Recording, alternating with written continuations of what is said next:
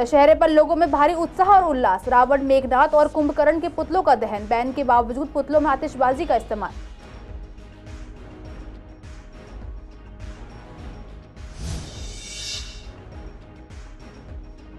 पूर्वी दिल्ली में आवारा कुत्तों की बढ़ती समस्या। इलाकों से आने जाने वालों में कुत्तों के काटने का खतरा। निगम की तरफ से इस ओर कोई कार्रवाई नहीं।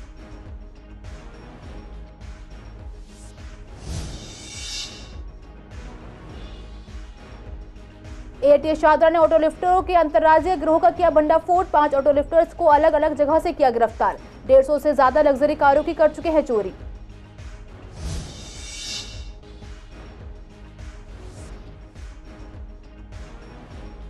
वेलकम इलाके में शख्स की संदिग्ध हालत में मौत। परिवार वालों का कहना मृतक के सर और गले पर है निशान। पुलिस ने पोस्टमार्टम कर परिजनों को सौंपा शव।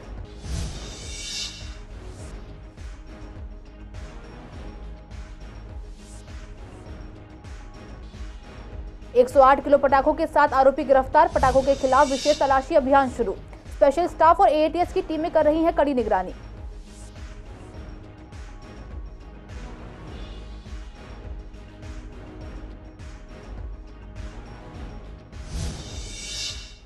नमस्कार, आप देख रहे हैं सीसीएन लाइव। मैं हूं आपके साथ काजल चौधरी। स्वागत है आपका हमारे खास कार्यक्रम पूर्वी दिल्ली खास में। कुछ खास खबरों के साथ करते हैं बुलेटिन की शुरुआत। दिल्ली में अब दशहरा पुराने अंदाज में मनाया गया। करीब 3 साल तक रामलीला और दशहरे पर कोरोना का साया रहा था, लेकिन इस बार खुलकर रामलीला का आयोजन हुआ और साथ ही लोगों ने बिना किसी दहशत के पुतला दहन में हिस्सा लिया। अब किसी भी दहशत के बिना राजधानी में दशहरे का त्योहार बड़ी ही धूमधाम से मनाया गया। रामलीलाओं में ज्यादातर में मंगलवार को रावण, मेघनाथ और कुंभकर्ण के पुतले जलाकर सच्चाई की जीत को दर्शाया गया। यमुना पार में सीपीडी ग्राउंड को रामलीलाओं का गढ़ माना जाता है, लेकिन इस बार ऐसा नहीं हुआ क्योंकि बालाजी रामलीला कमेटी और एक अन्य रामलीला कमेटी में विवाद के कारण दोनों रामलीलाओं का आयोजन रुका रहा। आखिरी दिनों में इजाजत के कारण बालाजी रामलीला कमेटी पूरी ताकत से लीला का आयोजन नहीं कर सकी, लेकिन दशहरे पर बालाजी रामलीला कमेटी ने पुतला दहन का आयोजन किया। श्री बालाजी रामलीला कमेटी की तरफ से भी पुतला दहन का आयोजन किया गया। उधर विवेक विहार में भव्य रामलीला का आयोजन जोर शोर से हुआ और दशहरा उत्सव में हजारों लोगों ने बड़े उत्साह के साथ भाग लिया। आईपी एक्सटेंशन में के दशहरा आयोजन में बड़ी संख्या में दर्शक पहुंचे। इस बार कैलाश नगर में भी रामलीला का आयोजन नहीं किया जा सका क्योंकि वह मैदान नेशनल हाईवे अथॉरिटी द्वारा अपने काम में लाया जा रहा है। इसके अलावा Gita colony, Shahdara, Krishna Nagar, circular road, Seelampur, Babarpur, Nand Nagri और कई जगहों पर रामलीला के साथ पुतला दहन का आयोजन हुआ। हालांकि पटाखों पर बैन लगाया गया है, लेकिन पुतलों में आतिशबाजी का भरपूर इस्तेमाल किया गया। पीएम नरेंद्र मोदी ने इस बार भी द्वारका के सेक्टर 10 में आयोजित रामलीला में पुतला दहन में हिस्सा लेने पहुंचे। पीएम मोदी पहले भी इस रामलीला में अतिथि के रूप में जा चुके हैं। लाल किला के आसपास आयोजित रामलीलाओं में भी दशहरे पर मेलों का आयोजन किया गया। बहुत से गणमान्य व्यक्ति यहां पहुंचे। हजारों लोगों ने विजयदशमी पर श्री राम की जीत और बुराई के प्रतीक रावण को जलते हुए देखा। कई रामलीला कमेटियों ने सनातन विरोधियों का चौथे पुतले के रूप में दहन किया। देखो, दशहरे की चहल पहल का तो आपको नज़ारा देखने को मिलेगा। थोड़ा सा आप बाहर जाओगे तो हमने एक स्पेशल ये करा है। एक स्पेशल हमने किया था राम बारात पे और एक स्पेशल कराया है हमने दशहरे वाले दिन। जितने भी अपने गेस्ट हैं, अपने जो नियर डियर हैं, जो हमारे को सहयोग करते हैं किसी भी चीज़ का, चाहे वो तन से, मन से, धन से, तो हम सबको आमंत्रित हमने किया था। आज हमने वहाँ उस दिन हमने 200 पगड़ी बांधी थी, आज 500 पगड़ी का इंतजाम किया है, जो कि हम सबको कह रहे हैं, आह्वान किया है कि आप जो भी हैं आ सकते हैं या पगड़ी बंधवा के हमारे साथ सम्मिलित हो सकते हैं। सीटिंग अरेंजमेंट का तो मैं ये कहूँगा कि हमारे यहाँ से शुरू से चला आया है कि हम जिस दिन दशहरा होता है मैक्सिमम लेडीज़ और बच्चों को सीट देते हैं। बड़ों को बोलते हैं, जो जेंट्स हैं उनको बोलते हैं पीछे जाके खड़े हो जाओ, क्योंकि सेफ्टी हम लेडीज़ की और बच्चों की चाहते हैं, क्योंकि कल को कोई घटना घटे तो कम से कम वो सेफ रहे। सीटिंग पहले 2000 थी, अब 5000 है और उसमें सबसे पहले बच्चों को और बुजुर्गों को, महिलाओं को, इनको सुरक्षित किया गया है और बड़े बुजुर्ग और बड़े लोग हैं जो चल सकते हैं, उनके लिए अलग सीटिंग का इंतजाम किया हुआ है। बाघ बकरी चाय के कार्यकारी निदेशक पराग देसाई की आवारा कुत्तों के कारण हुई मौत के बाद अब देश भर में आवारा कुत्तों पर काबू पाने के लिए लोग अपनी आवाज उठा रहे हैं। इस पर जब हमने शिवाखंड, प्रतापखंड और विश्वकर्मा नगर की कॉलोनी का जायजा लिया कि आवारा कुत्तों के मामले में यहाँ की क्या हालत है, तो पता लगा कि यहाँ तकरीबन 50 से 60 कुत्ते मौजूद हैं जो कि आने जाने वाले लोगों पर भौंकते हैं और उन्हें काट भी लेते हैं। स्थानीय निवासियों का कहना है कि कई बार बहुत सारे कुत्ते बाइक के पीछे भागना शुरू कर देते हैं और गाड़ियां फिसल तक जाती हैं, जिससे चोट तो लगती ही है, साथ ही कुत्तों के काटे जाने का खतरा भी बना रहता है। यहाँ कई लोगों को कुत्तों ने काटा है, शिकायतें भी की गई हैं, लेकिन कोई भी ठोस कदम निगम की तरफ से नहीं उठाया जा रहा है। देखिए, लोगों को इतनी परेशानी है कि रात को निकलना मुश्किल होता है। आप रात को 9 बजे आ जाइए, यहाँ पे कर्फ्यू का माहौल होता है कि इतने लोग इतने डरते हैं कुत्तों से कि यहाँ से अपने बच्चों को लेडीज़ नहीं निकलती। रात को मैं भी इवनिंग वॉक के लिए जाता हूँ तो मेरे हाथ में डंडा होता है मैं नहीं लेके निकलता हूँ, यहाँ से डंडा लेके निकलता हूँ। और एक बार तो कम से कम 15 कुत्ते थे यही बराबर में गोविंद खंड में, जिन्होंने रात में मुझ पर हमला किया। अब कभी रात में आ जाइए, अगर आदमी अकेला जा रहा है तो कुत्तों की समस्या ऐसी है, मतलब इतना जबरदस्त हमला कर देते हैं, आदमी का बचना मुश्किल हो जाता है। रात को मैं 11 बजे गया तो कुत्ते पीछे पड़ गए थे। और मैं 2.5-3 लाख रुपए, सबको पता है यहाँ पे, मैं ऑपरेशन करवा के रोड डलवा के तब आया हूँ। कुत्ता पीछे पड़ा था, मैंने उससे बचने के लिए मेरी स्कूटी स्लिप होगी। यहाँ पर हम कुत्तों की उससे बहुत परेशान है मैडम। कम से कम यहाँ 500 से ऊपर ही कुत्ते होंगे और एमसीडी वाले इस पर कोई कार्रवाई नहीं करते। मैडम हमें तो इससे निजात दिलाए, इससे बढ़िया बात कुछ नहीं है, क्योंकि मेरी फैमिली में 10 बंदे हैं, 10 में से 9 को कुत्ते काट चुके हैं, बुरी तरह से काट चुके हैं। मेरे साला है, उसके तो ऑपरेशन तक हुआ है कुत्ते की वजह से। और यहाँ पर एमसीडी वाले बाहर के कुत्ते लाके यहाँ छोड़ के चले जाते हैं। कुत्ते तो कुत्ते हैं, और आगे जो है बंदर हैं, उनसे भी बहुत परेशान है। जब मैं ट्यूशन जा रहा था, तब जाते में दोनों कुत्ते आए और मेरे ऊपर चढ़ गए। एक ने काटा, वो तो साथ में एक आंटी आ रही थी, उन्होंने हटा लिया, वरना वो और ज़्यादा काट लेते। और परेशानी है, कोई घर में था नहीं तब, एकदम से फिर मुझे सबको बुलाना पड़ा, और सबको बुलाने के बाद फिर एकदम से हॉस्पिटल जाना पड़ा। फिर वो स्कूल में उस दिन मेरे बोर्ड्स के एग्ज़ाम चल रहे थे, अब बोर्ड के एग्ज़ाम थे, वो बीच में उनसे टाइम मांगा, उसी दिन फिर मुझे इंजेक्शन लगवाने जाना पड़ा, तो काफ़ी प्रॉब्लम हुई थी।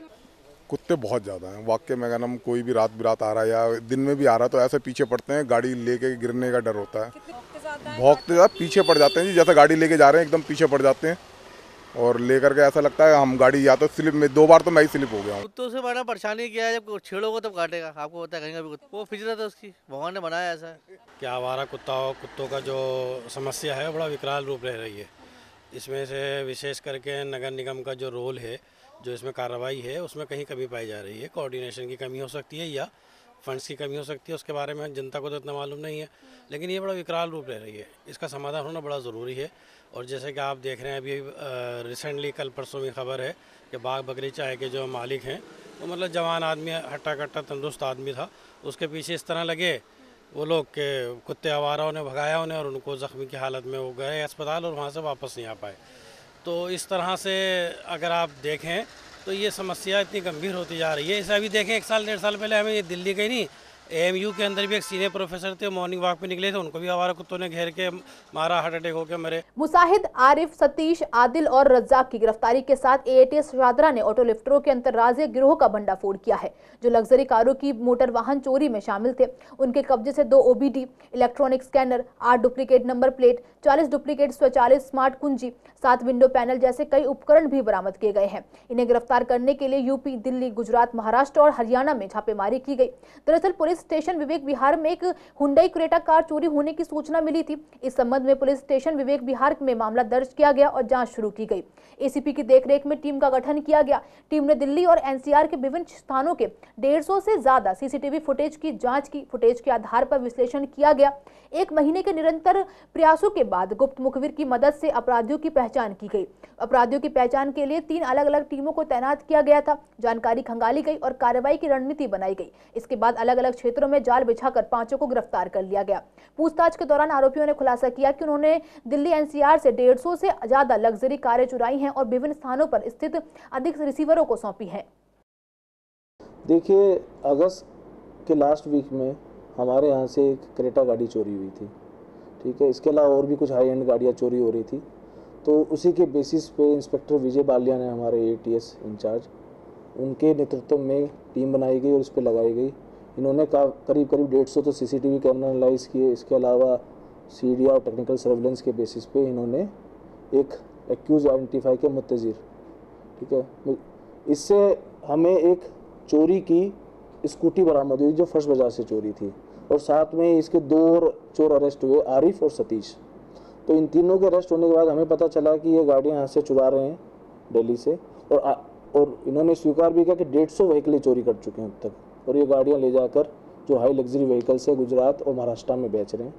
और वहाँ पे क्योंकि हमें रिसीवर्स को भी अरेस्ट करना था, तो हमने टीम को भेजा। आरिफ का हमने PC लिया 5 दिन का, और हमारी टीम गुजरात और महाराष्ट्र गई और वहाँ जाके 2 और लोगों को अरेस्ट किया, एक आदिल और एक रज़ाक। ये वहाँ पे आदिल और रज़ाक का काम क्या था कि चेसिस और इंजन नंबर जो है उसको थोड़ा सा मॉडिफाई करके और उसके बाद वहाँ उस गाड़ियों को बेचना। इन 5 में से 4 का तो क्रिमिनल रिकॉर्ड भी है। जैसे सतीश पे 18 मुकदमे हैं ऑलरेडी चोरी के और इन चीज़ों के। इसके अलावा जो अपना मुसाहिद है और आरिफ है, इन पे भी 4 हैं और आदिल पे भी 4 है। रज़ाक की हमें इन्वॉल्वमेंट नहीं मिली है यहाँ की कोई। शाहदा डिस्ट्रिक्ट के AATS ने कार चोर का भंडाफोड़ किया है। इस पूरे मामले में पुलिस ने 5 आरोपी को गिरफ्तार किया है। आपको बता दें कि इसमें 2 लोगों को पहले ही जो है जेसी भेज दिया था, वो जो है जेल की हवा खा रहे हैं। वहीं आपको दिखाएं कि यहाँ पर अगर चाबियों की अगर बात की जाए तो 40 चाबियाँ यहाँ पर हैं। फर्जी नंबर प्लेट यहाँ पर आपको देखेंगी, फर्जी नंबर प्लेट से ही चोरी की बात करते थे। गाड़ी जैसे स्टार्ट करते हैं वो डिवाइस भी यहाँ पर है। अगर इसकी कीमत की अगर बात की जाए तो ये लगभग 1 लाख से ज़्यादा की इसकी कीमत है और इसी डिवाइस से गाड़ी स्टार्ट करके ये जो है वारदात को अंजाम दिया करते थे। और ये टीम है जो AATS ने पूरा जो है भंडाफोड़ किया है, आप देख सकते हैं। वहीं आपको बता दें कि AATS के इंस्पेक्टर विजय बालियन के नेतृत्व में एक टीम का गठन हुआ, जिसमें जो इस आरोपियों को पकड़ने में जो IO हैं वो सुनील हैं और उनकी टीमों ने इन तीनों आरोपियों को धर दबोचा है। वीडियो जर्नलिस्ट अतुल भारद्वाज के साथ मोहित शर्मा, सीजन लाइव, दिल्ली। उत्तर पूर्वी दिल्ली के वेलकम इलाके से एक ऐसा मामला सामने आया है जहां पर नरेश नाम के शख्स की संदिग्ध हालत में मौत हो गई है। आपको बता दें कि नरेश कर्नाटका भवन में कुक का काम किया करता था। उसकी उम्र 40 साल थी। परिवार के पास 6:30 बजे थाने से फोन पहुंचा, जिससे उन्हें पता चला कि नरेश की मौत हो गई है। परिवार वालों ने बताया कि उसके गले और सर पर काफी निशान है। फिलहाल पुलिस ने शव को कब्जे में लेकर पोस्टमार्टम करके परिजनों को सौंप दिया है। मामले में आगे की जांच जारी है। बेसिकली क्या है कि ये अपने ऑफिस से निकले थे अराउंड 3 बजे उनका ऑफ हो जाता है ऑफिस से। उसके बाद बस में बैठे हैं और अराउंड 5 बजे या 6 बजे घर पहुंच जाते हैं, लेकिन उस दिन नहीं पहुंचे। रात को 10 बजे कॉल कर रहे हैं तो कोई अराउंड 3rd पर्सन स्मैकिया वगैरह कोई उठा रहा है। वो कह रहा है कभी मैं अम्बाला हूँ, कभी दिल्ली के अलग अलग एरिया बता रहा है कि इस एरिया में हूँ मैं। फिर फाइनल बात मेरी उससे हुई, उसने बोला कि मैं करकटडुमा रेड लाइट पे है, वहाँ आ जाओ। मैंने बता भैया कहाँ पे आना है, मुझे आप लोकेशन बताओ क्योंकि मेरे घर के नियर बाई है। मैंने पूछा उससे तो फाइनल मुझसे कह रहा है कि मुझे आप दोगे क्या। मैंने कहा भाई आपको चाहिए मैं बताओ, आप जो कहोगे मैं वो दूंगा। कह रहा नहीं आप दोगे क्या, मुझे ये बताओ। कह रहा मुझे पैसे नहीं चाहिए। मैंने फिर क्या चाहिए, तो मुझे दूसरी चीज़ चाहिए। दूसरी चीज़ क्या, कह रहा स्मैक चाहिए। मैंने कोई बात नहीं, तुम मेरे को जो बोलोगे मैं दूंगा, तुम मेरे को मिलो बस एक बार। फिर वो एक जैसे उसने स्मैक मांगी तो मैं समझ गया क्या कहानी है उसकी। तो मैं भैया फ़ोन रख दे, हम कर लेंगे, अपना ट्रैक कर लेंगे उसका। मानसरोवर थाने में गए हैं, उन्होंने सिर्फ फ़ोन ट्रैकिंग पर लगाया है। ट्रैकिंग पर लगा पता चलेगा कि चांदनी चौक में है। उन्होंने कह दिया जी पार्लियामेंट हाउस में जाओ, उनका ऑफिस वहाँ पे है, वहाँ से होगा। अगर वो उसी समय एक्शन ले लेते तो ऐसा कुछ होता ही नहीं। अभी तो कल अराउंड 4 बजे करीब अराउंड शरीर पे निशान है, उनके सर पे एंड गर्दन पे स्ट्रगल के निशान है। फाइनल तो तभी पता चलेगा जब होगा। वो तो क्लैरिफाई कुछ हो ही नहीं रहा उनको, वो तो बिल्कुल एकदम कोई अनकॉन्शियस, कुछ नहीं पता उन्हें। पुलिस वही कह रही है कि वो तो पोस्टमार्टम के बाद ही क्लियर हो पाएगा जो होगा, लेकिन जो कंडीशन थी उस समय तो ऐसा लगा तो कोई पॉइजन वगैरह या कोई ऐसा कोई नशा वगैरह दिया गया है उन्हें। उत्तर पूर्वी जिले के AATS टीम ने 108 किलोग्राम अवैध पटाखों के साथ एक आरोपी को गिरफ्तार किया है। जिले के DCP डॉक्टर जॉय टिर्की ने बताया कि दिल्ली में पटाखों पर पूर्ण प्रतिबंध को देखते हुए जिले में पटाखों की बिक्री, खरीद और उपयोग के खिलाफ विशेष तलाशी अभियान शुरू किया गया है। इसी के अंतर्गत स्पेशल स्टाफ और AATS टीम को इस गतिविधि पर कड़ी निगरानी बनाए रखने का काम सौंपा गया है। संयुक्त टीम को अवैध पटाखों की बिक्री और वितरण के संबंध में एक गुप्त सूचना प्राप्त हुई थी। सूचना पर कार्रवाई करते हुए विनोद अहलावत प्रभारी AATS की टीम ने सूचना के आधार पर एक व्यक्ति मुकेश कुमार को पकड़ लिया। इस संबंध में थाना ज्योति नगर में मामला दर्ज कर आगे की कार्रवाई की जा रही है। यमुना पार शाहदरा जिला के कड़कड़ी मोड़ लाल बत्ती से करकटडुमा मेट्रो स्टेशन की तरफ जाने वाली सड़क के डिवाइडर पर लगी स्ट्रीट लाइटें बीते कई महीनों से बंद पड़ी हुई हैं, जिससे सड़क पर शाम होते ही काला अंधेरा छा जाता है। असामाजिक तत्व सक्रिय हो जाते हैं और किसी भी अप्रिय घटना के होने की आशंका सताती रहती है। लोक निर्माण विभाग अपने अधीन आने वाली इस सड़क की स्ट्रीट लाइट व्यवस्था दुरुस्त करने के लिए ध्यान नहीं दे रहा। यह स्ट्रीट लाइटें शिकायत दर्ज कराने के बाद चालू कर दी जाती हैं, लेकिन फिर कुछ दिनों में ही बंद कर दी जाती हैं। शायद दिन में घटिया उपकरण लगाए गए हैं जो जल्द खराब हो जाते हैं। इससे लोग काफी परेशान हैं। लोक निर्माण विभाग से कई बार शिकायत की गई है, लेकिन इसके बाद भी कोई कार्रवाई नहीं हुई है। उत्तर पूर्वी दिल्ली के सीलमपुर टीम ने 2 कुख्यात लुटेरों को पकड़ने में सफलता हासिल की है। इनकी गिरफ्तारी के साथ थाना सीलमपुर की डकैती कांड का भी पर्दाफाश हुआ है। पुलिस ने उनके कब्जे से 2 मोबाइल फोन, अपराध में प्रयुक्त एक देशी पिस्तौल और जिंदा कारतूस और एक चोरी की स्कूटी भी बरामद की है। आरोपी आरिफ इससे पहले डकैती, चोरी और हत्या अधिनियम के 23 मामलों में शामिल पाया गया, जबकि आरोपी सलमान पहले डकैती, स्नैचिंग और चोरी के 5 मामलों में शामिल पाया गया है। उत्तर पूर्वी दिल्ली के DCP डॉक्टर जॉय टिर्की के अनुसार थाना सीलमपुर इलाके में 18 अक्टूबर को डकैती की घटना की एक PCR कॉल प्राप्त हुई थी। थी। तुरंत पुलिस मौके पर पहुंची और एक पीड़ित को अस्पताल में भर्ती कराया, जिसके सिर पर चोट लगी हुई थी। शिकायतकर्ता नामी नदीम अहमद ने पुलिस को सूचित किया कि जब वह अपने भाई के साथ ई रिक्शा में अपने घर की ओर जा रहा था, तभी दो व्यक्ति स्कूटर पर आए और ई रिक्शा रोका और उन्होंने बंदूक की नोक पर जबरदस्ती उनके मोबाइल फोन ले लिए और जब उनके भाई की जेब से नकदी निकालने की कोशिश पर उसने विरोध किया, तब उन्होंने उसके सर पर बंदूक की बट मार दी। उनकी नकदी रुपए लूटने के बाद आरोपी स्कूटी से फरार हो गए। पुलिस ने सीसीटीवी फुटेजों के आधार पर स्कूटी की पहचान की, जिसके चलते इन दोनों आरोपियों की गिरफ्तारी की गई। लगातार पुलिस की पूछताछ के दौरान इन्होंने मामले में अपनी संलिप्तता कबूल कर ली है। फिलहाल पुलिस ने इन दोनों आरोपियों को गिरफ्तार कर सलाखों के पीछे पहुंचा दिया है। विजयदशमी के दिन जहां एक तरफ रावण का पुतला दहन किया जाता है और बुराई पर अच्छाई की जीत का जश्न मनाया जाता है, तो वहीं दूसरी तरफ नवरात्रि में स्थापित की गई दुर्गा मां की मूर्तियों को भी विसर्जित किया जाता है। बंगाली समाज में दुर्गा पूजा को जहां बड़े उत्साह के साथ मनाया जाता है, वहीं विसर्जन भी नाच गाने के साथ बड़े ही धूमधाम से किया जाता है। पूर्वी दिल्ली के कई पंडालों और मंदिरों में दशमी के दिन सिंदूर खेला का आयोजन किया जाता है। झिलमिल स्थित काली मंदिर में भी महिलाओं ने सिंदूर खेला मनाया और दुर्गा जी की मूर्ति को विसर्जित किया। मंदिर के सेक्रेटरी ने बताया कि षष्ठी से लेकर नवमी तक मां का पूजन किया जाता है और दशमी पर महिलाएं पहले दुर्गा मां को और फिर एक दूसरे को सिंदूर लगाकर मां को विदाई देती हैं और दोबारा मां फिर जल्दी आए, इसी कामना के साथ उनका विसर्जन भी किया जाता है। हमारी दुर्गा माता 3 दिन के लिए आती हैं। आज विसर्जन है। आज सब बोरन कर रहे हैं, बंगाली में से बोरन कहते हैं, जिसमें सिंदूर लगाया जाता है। आज माता अब विसर्जित हो जाएंगी, आज माता जाएंगी। ये दुख की भी बात है और खुशी की बात ये है कि अगले साल फिर आएंगी और हमारे पे दया दृष्टि करेंगी और हमारे पूरे झिलमिल के लोग और भी दूर दूर से लोग आते हैं और यहाँ पर खूब उत्साह के साथ माता को बुलाते हैं, माता की पूजा करते हैं और उनको विदाई करने के लिए आज सारी लेडीज़ आई हैं, जो कि ये लेडीज़ का विवाहित लेडीज़ जो आती हैं वो आके सब इसमें योगदान देती हैं और सब लगाती हैं, सिंदूर लगाती हैं, माता को विदाई करती हैं, मिठाई खिला के विदाई करती हैं। और यहाँ के सारे निवासी जो है काफ़ी क्लोज पार्टिसिपेशन होता है, मतलब कि हर इकोनॉमिक ग्रुप का, हर कम्युनिटी का यहाँ पे आके पार्टिसिपेट करते हैं हर साल। तो हम आशा करते हैं कि ये पूजा और भी बढ़ेगा और बाकी कम्युनिटीज़ की एक्टिव पार्टिसिपेशन से हम लोग इसको बढ़ा सकेंगे। मेरा नाम अजय चौधरी है, मैं यहाँ का एग्जीक्यूटिव मेंबर हूँ और जैसे कि हमारी बहुत पुरानी पूजा, हर साल दुर्गा पूजा के ये दशहरा वाला दिन हम लोग यहाँ पे जो सिंदूर खेला इसे बोलते हैं, सिंदूर खेल के माँ को लाल सिंदूर लगा के उनको प्रसाद खिला के मिठाई से उसके बाद उनकी हम लोग विदाई करते हैं। और जैसे कि हम लोग कोई हार्मलेस नहीं करते, बाहर जाके विसर्जन या किसी घाट को ख़राब नहीं करते हैं। हम लोग अपने मंदिर प्राइवेस के अंदर अपना घाट बनाते हैं।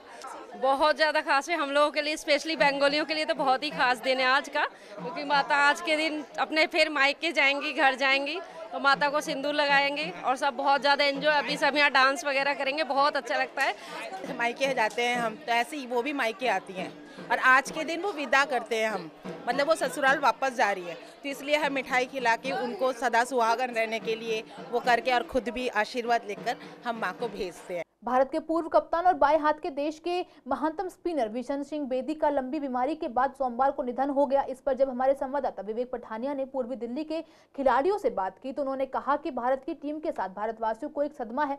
हमारे बीच से भारत का एक हीरा चला गया, सभी खिलाड़ियों को दुख है। घरेलू क्रिकेट में बेदी जी ने उत्तरी पंजाब के लिए पहली बार तब खेला था जब वे केवल 15 साल के थे, तब उन्हें क्रिकेट शुरू किए हुए केवल 2 साल ही हुए थे। इस खेल के लिए यह बहुत ही कम आयु होती है। 1974 से 75 सत्र में उन्होंने रणजी ट्रॉफी के लिए रिकॉर्ड 64 विकेट लिए थे। भारतीय टीम को बहुत लॉस हुआ है कि वो एक मतलब फॉर्मर क्रिकेट थे, एक तो बॉलर थे, स्पिनर थे और पंजाब से बिलोंग करते थे। तो ऑब्वियसली बात है, कोई पुराना खिलाड़ी अगर किसी का कुछ भी डेथ होती है या फिर तो लॉस तो होते हैं, क्रिकेट हो चाहे कोई भी स्पोर्ट्स हो। मुझे बहुत दुख है और मतलब एक तरफ तो हम ये देख रहे हैं कि इंडिया वर्ल्ड कप में डोमिनेट कर रही है एंड अदर साइड ये देखा हमने कि मतलब हमारे देश का एक बहुत ही अनमोल रत्न हमने खो दिया। बड़ा दुख हुआ जान के कि उनकी डेथ हो गई एंड उनका देहांत हुआ। और हमारे मैचेस चल रहे हैं इंडिया के, भारत इतना आगे बढ़ रहा है और ऐसे सीन हुए, ऐसे सबकी डेथ हुए तो नहीं होता अच्छा। मतलब इट इज़ आर लॉस कि हमारे ही नुकसान है कि मैचेस चल रहे हैं और मैचेस के बीच में प्लेयर का लॉस हो, टीम के ऊपर भी इफेक्ट पड़ता है और मेंटल स्टेट के ऊपर भी। कल हमारे इंडियन टीम के बॉलर स्पिनर जो थे बिशन सिंह बेदी, उनकी डेथ हुई है, तो ये हमारे लिए बहुत दुख की बात है। हमारे मैचेस भी चल रहे हैं इस टाइम, तो काफ़ी मतलब मन भी नहीं लग रहा हमारा मैचेस में इसी वजह से। दिल्ली पुलिस की टीम ने डीडीए हाउसिंग स्कीम के तहत फ्लैट दिलाने का झांसा देकर ठगी करने वाले गिरोह का भंडाफोड़ किया है। पुलिस ने इस गैंग में शामिल 4 ठगों को गिरफ्तार किया है। आरोपी की पहचान अमित कुमार, निजामुद्दीन, सुलभ नामदेव और राम अवतार के रूप में हुई है। सभी यूपी के हमीरपुर जिला के रहने वाले हैं। इनके पास से चीटिंग में इस्तेमाल 3 मोबाइल फोन और एक लैपटॉप बरामद हुआ है। पूर्वी दिल्ली के एडिशनल डीसीपी अचिन गर्ग ने बताया कि वेस्ट विनोद नगर में रहने वाले राजीव नाम के शख्स ने साइबर पुलिस में 50,000 की चीटिंग की शिकायत दर्ज कराई थी। अपनी शिकायत में उसने बताया कि www.ddhousing.com नामक वेबसाइट पर उन्होंने फ्लैट की बुकिंग का विज्ञापन देखा, जिसके बाद उन्होंने फॉर्म भर दिया। फॉर्म में डिटेल देने के बाद उनके पास एक कॉल आया। कॉलर ने अपने आप को डीडी अधिकारी बताया और उन्हें 50,000 बुकिंग अमाउंट जमा करने के लिए कहा। दिए गए अकाउंट नंबर पर उन्होंने पैसे ट्रांसफर कर दिए। इसके बाद उन्हें मेल पर बताया गया कि उनके पेमेंट को अप्रूव कर लिया गया है। इसके बाद उनसे 5 लाख की डिमांड की गई, लेकिन इसके बाद शिकायतकर्ता को शक हो गया और उसने मामले की शिकायत साइबर पुलिस को कर दी। पुलिस ने शिकायत पर मामला दर्ज कर जांच शुरू की। मोबाइल नंबर और बैंक अकाउंट डिटेल को खंगाला, जिसके आधार पर आरोपियों की गिरफ्तारी यूपी के हमीरपुर जिला से हुई। डीसीपी ने बताया कि इस गैंग में कुछ और लोग भी शामिल हैं, जिनकी गिरफ्तारी का प्रयास किया जा रहा है। आज के लिए इस बुलेटिन में बस इतना ही। हर रोज ऐसी नई खबरें देखने के लिए देखते रहिए CCN लाइव। नमस्कार।